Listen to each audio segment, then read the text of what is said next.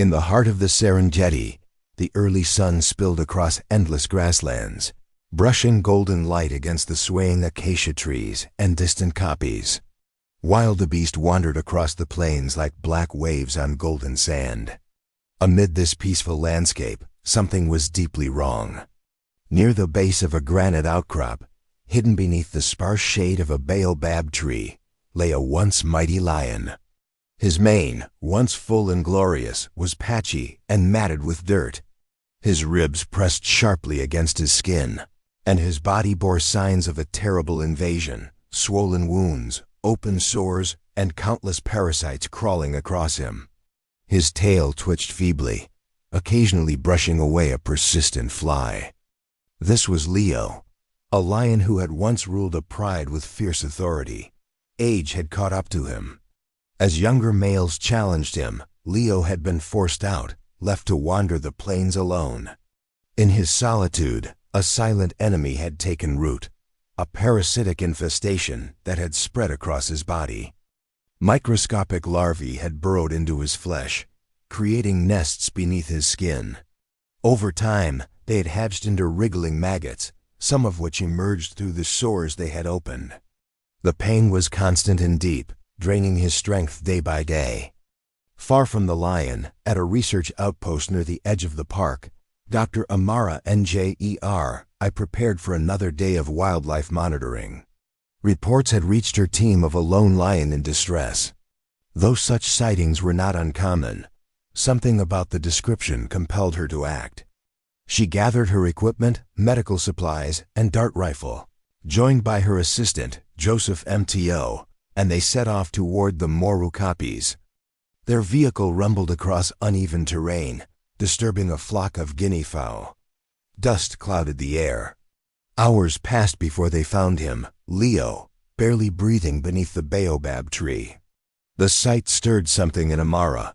She had seen injuries before, but this was different. It was not just the physical damage.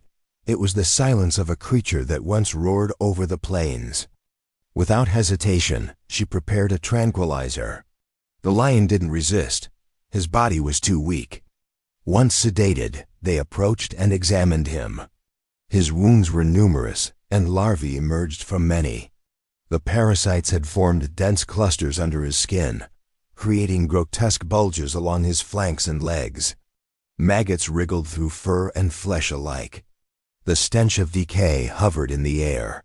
They worked quickly, flushing the wounds with antiseptic and extracting as many larvae as possible. Hours passed beneath the hot sun. Every parasite removed was a small victory, though it was clear that Leo's battle was far from over. Carefully, they loaded him into the truck and brought him to the reserve's wildlife clinic, a modest but sterile facility tucked near the edge of the bush. For days, Amara and Joseph tended to him. They cleaned his wounds twice a day, administered antibiotics, and monitored his vitals. At first, Leo didn't eat, but by the third day, he nibbled at raw meat laid near his head. With time, he began to raise his head when they approached. The parasites had taken much from him, but they had not stolen his will to survive. Each morning, Amara would find him lying in a slightly different position, indicating a growing strength. The wounds slowly closed. The larvae no longer emerged. New fur began to grow around the scabs. His golden eyes, though tired, began to glint with awareness again. As weeks passed, Leo grew stronger. He began standing on shaky legs, his powerful muscles slowly returning. He limped across his enclosure, testing his body. Joseph noted each improvement with careful observation, documenting the slow resurrection of the old lion. By the end of the second month, Leo had regained much of his strength.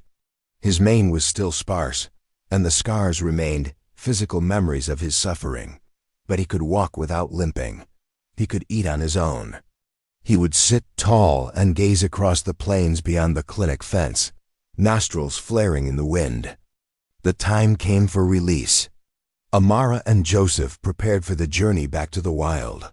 The lion was loaded gently into the vehicle once again, not sedated this time. He was alert, his head held high. The journey took them back to the region where he had been found. The baobab tree still stood tall, its massive trunk weathered by years of sun and wind. The cage door was opened. For a moment, Leo stood still. Then he stepped forward, his paws sinking into the soft earth. The grass brushed his sides. He walked slowly but with purpose. He didn't look back. High on a nearby hill, a small group of lions watched from afar. Whether they recognized him or not didn't matter. Leo was home. He would not reclaim a pride. He would not roar as he once did. But he had returned to the land that raised him, not as a king, but as a survivor. Thank you for watching the video. If you enjoyed it, please comment 1. And if you didn't, just hit like. See you in the next videos.